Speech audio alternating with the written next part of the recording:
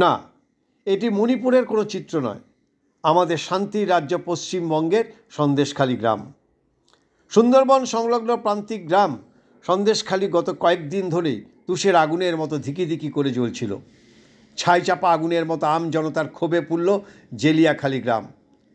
শাহজাহান শেখ ঘনিষ্ঠ শিবু হাজরা, উত্তম সর্দার সহ একাধিক তৃণমূল নেতাদের বিরুদ্ধে বিস্ফোরক অভিযোগ স্থানীয় মহিলাদের।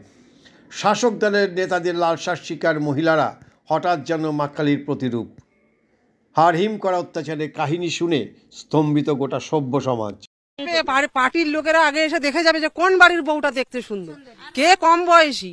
এইবার তার ঘুমকি চলে আসবে, তোমার বাড়ির বউ তুমি ছেড়ে দাও, তুমি স্বামী হতে পারো কিন্তু তোমার কোনো অধিকার নেই, মানে নিয়ে চলে যাবে। নিয়ে গিয়ে ওই রাখতো পার্টি অফিসে, তারপরে ভোরের বেলায় ছেড়ে দাও। দরিদ্র হলেও অবশ্য ঘুম ভেঙেছে প্রশাসনের। 144 ধারা জারি করা হয়েছে, বন্ধ করা হয়েছে নেট পরিষেবা। পুরো এলাকায় 144 করা হয়েছে।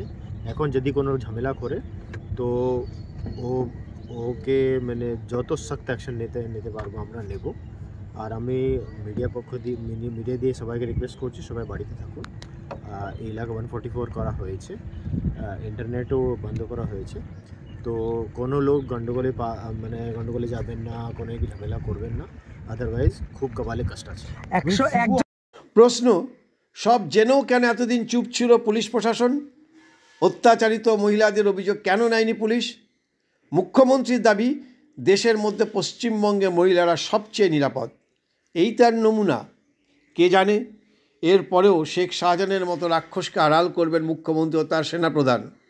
এ রাজ্যের অপরাধ যে কোনো অপরাধ নয়, তা তো প্রচলিত নিয়ম হয়ে দাঁড়িয়েছে। সন্দেশখালীর ঘটনা এমন কি আর নতুন? ব্যুরো রিপোর্ট, বাংলার খবর।